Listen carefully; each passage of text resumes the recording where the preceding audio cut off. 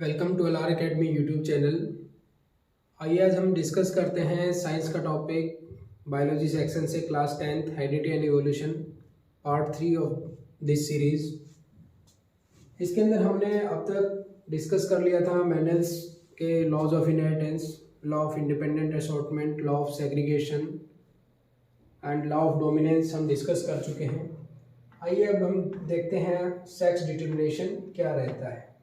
Okay, sex determination means during the zygote formation and after zygote formation जो बच्चे का sex रहता है whether that will be male or female, in this context we are talking about the sex determination कि जो next living world है, progeny है, उस बेबी का सेक्स क्या रहेगा, उसको वो किस तरीके से डिटरमाइन होता है, उसको हम इस टॉपिक के अंदर समझेंगे।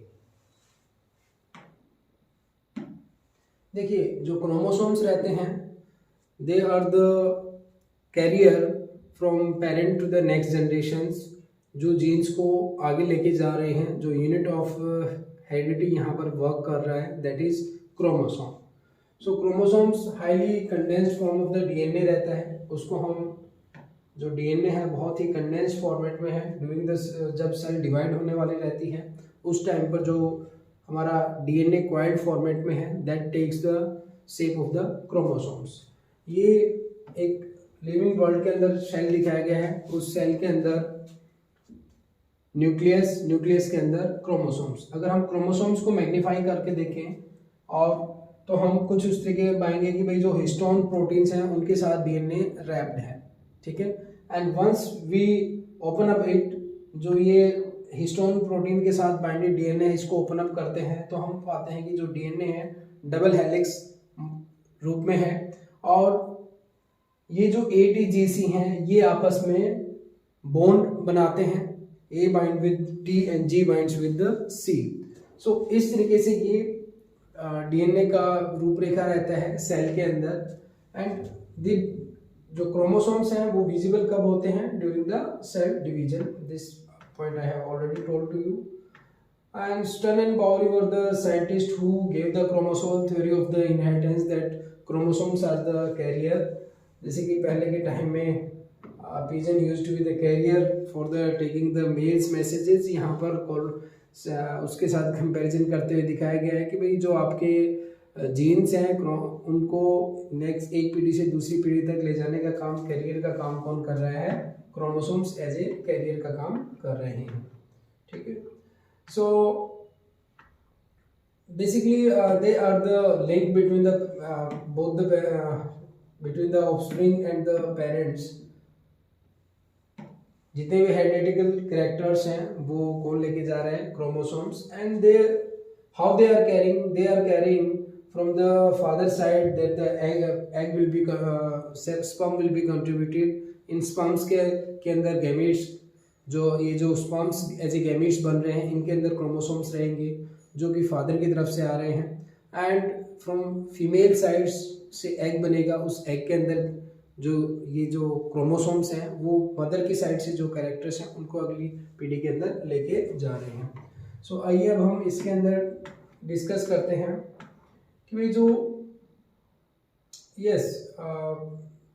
क्रोमोसोम्स हैं वो सोमेटिक सेल्स के अंदर भी पाए जाते हैं। सोमेटिक और गैमेटिक सेल्स क्या हैं? एक्सेप्ट जो गोनाड्स के अलावा जो हमारी बॉडी के अंदर सेल्स हैं सोमेटिक सेल्स हैं, और जो जहाँ पर गैमेट्स बन रहे हैं गोनाड्स के अंदर वहाँ पर सेक्स सेल्स हैं।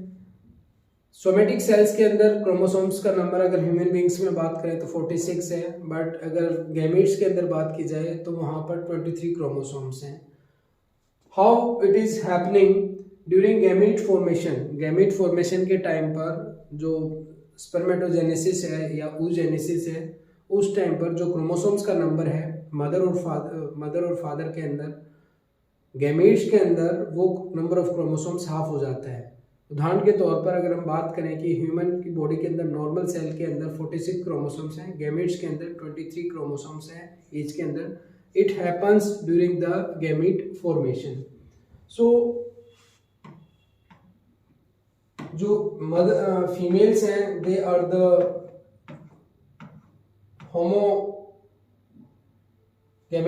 मीन्स उनके अंदर जो गैमेट्स बनेंगे दोनों सिमिलर बनेंगे, बट मेल्स के अंदर हेट्रोगैमेट्स बनते हैं। एक गैमेट, एक जो स्पर्म है उसके अंदर एक्स रहेगा, दूसरी तरफ दूसरे क्रोमोसोम्स के अंदर Y chromosomes. So male are heterogametics in case of the humans and the females are the homogametic, क्योंकि उनके दोनों जो गैमेट्स हैं वो एक्स एक्स बनेंगे। कैरियोटाइप ऑफ ह्यूमंस यहाँ पर दिखाया गया है कि जो ह्यूमंस के अंदर नंबर ऑफ क्रोमोसोम्स रहते हैं वो 23 pairs means 46 chromosomes are there. इनके अंदर सेक्स क्रोमोसोम्स एक जो पेयर है उसको हम सेक्स क्रोमोसोम बोल रहे हैं। मेल के केस में वो जो क्रोमोसोम्स का पेयर है वो XY है, मींस एक X कैरिंग क्रोमोसोम है और दूसरा Y क्रोमोसोम है। एक X क्रोमोसोम है, दूसरा Y क्रोमोसोम है। मेल के केस में ये दो सेक्स क्रोमोसोम्स हैं, ठीक है। मेल्स के केस में दो sex chromosome X and Y, और फीमेल के अंदर क्या कंडीशन होगी, XX कंडीशन होगी। रेस्ट जो 22 पेयर्स हैं मींस 44 क्रोमोसोम्स हैं, उनको हम ऑटोसोम्स कहते हैं। ऑटोसोम्स कौन से क्रोमोसोम्स हैं, वो chromosome that is not directly involved in determining the sex of an organism, उसको हम क्या बोल रहे हैं, ऑटोसोम्स। एक पेयर क्रोमोसोम का या हम बोले दो क्रोमोसोम्स सेक्स क्रोमोसोम होते हैं रिस्पेक्टिवली। मेल के अंदर XY कंडीशन और फीमेल के अंदर क्या होगी, XX कंडीशन होगी। अब आइए हम समझते हैं कि जो मेल्स हैं और फीमेल्स हैं उनके अंदर किस तरीके से ये जो क्रोमोसोम्स हैं वो सेक्स को डिटरमाइन करते हैं। अब आपको ऑटोसोम्स और सेक्स क्रोमोसोम्स के बारे में जो टर्म है ये आपको दोनों क्लियर हो गया होगा। होमोगैमेटिक, हेट्रोगैमेटिक किसको कहते हैं ये भी आपको पता चल गया होगा। देखिए HH जो फीमेल्स हैं उनके अंदर जो कंडीशन होगी वो क्या होगी, XX कंडीशन होगी, और जो मेल्स हैं उनके अंदर क्या कंडीशन होगी, XY कंडीशन रहेगा, ठीक है। मेल्स के अंदर क्या होगा, XY कंडीशन रहेगा सेक्स सेल के अंदर। जब इनके अंदर फीमेल के अंदर oogenesis होगा, गैमीट्स बनेगा, तो यहाँ पर जो गैमीट्स बनेंगे वो X और X बनेंगे। अगर हम यहाँ पर बात करें मेल के अंदर जो गैमीट हैं वो बनेंगे X एंड Y। जो स्पर्म है उनके पास क्रोमोसोम्स X एंड Y हो सकते हैं, किसी एक क्रोमोसोम के पास या तो X होगा या Y क्रोमोसोम होगा। अब जब नेक्स्ट जनरेशन बनेगी, नेक्स्ट जनरेशन के टाइम पर ये एग है, ये इस स्पर्म के साथ कंबाइन होकर जाइगोट बनाएगा। जाइगोट की जब डेवलपमेंट होगी एम्ब्रियो, और एम्ब्रियो के अंदर जो सेक्स क्रोमोसोम्स का सेट होगा वो क्या होगा, XX कंडीशन होगी। अगर ये वाला जो एग है मेल के इस स्पर्म के साथ कंबाइन करता है तो कंडीशन क्या होगी, XY कंडीशन होगी एंड XY कंडीशन होगी। अगर ये वाला कंबाइन करता है इसके साथ तो क्या होगा, XX condition. And the last possibility कि ये है इसके साथ कंबाइन कर जाए स्पर्म के साथ, XY कंडीशन। अब आप देखिए in each and every case जो क्रोमोसोम्स हैं, सेक्स क्रोमोसोम का नंबर तो दो ही है, या तो XX है या XY है। जहां पर XX कंडीशन रहेगा वहां पर क्या होगा, जो बेबी है उसका सेक्स क्या होगा, female, that will be a girl. XY condition है वहां पर क्या होगा, boy, okay, that will be a mail.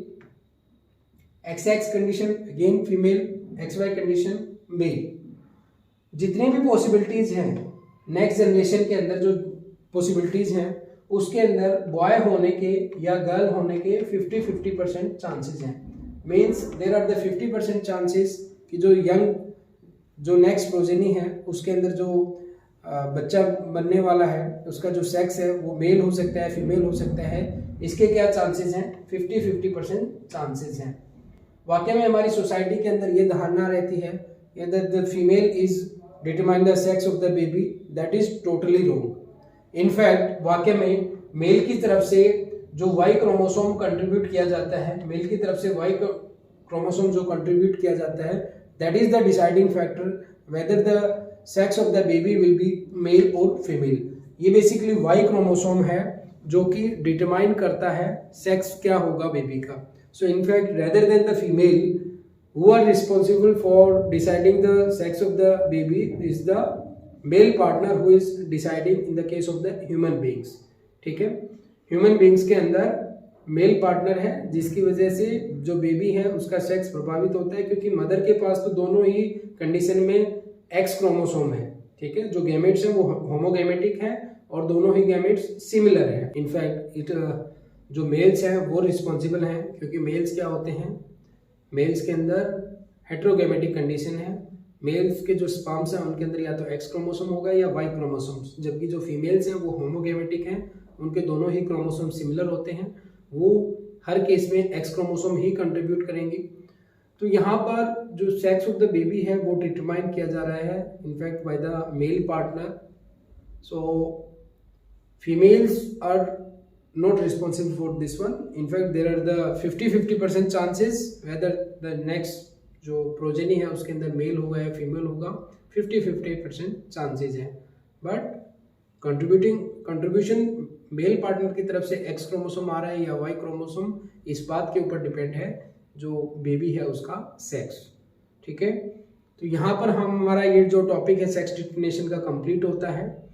इस टॉपिक के ऊपर जो इस टर्म 2 के अंदर आ रहा है, हमने 2 वीडियोस इससे पहले बनाए हैं टर्म 2 के पॉइंट ऑफ व्यू से, इस चैप्टर से रिलेटेड पार्ट 1 एंड पार्ट 2। अगर आपने अब तक उन वीडियोस को नहीं देखा है तो आप उनको ज़रूर देख लें, सो दैट आपका जो मेंडेलियन इनहेरिटेंस है वो टॉपिक क्लियर हो जाए। और इवोल्यूशन का जो टॉपिक है वो इस बार पेपर में नहीं आ रहा है। So we are completing the term 2 syllabus है। आप इस वीडियो को लाइक और शेयर करें। अगर अब तक आपने हमारे चैनल को सब्सक्राइब नहीं किया है तो चैनल को सब्सक्राइब करें। Thank you.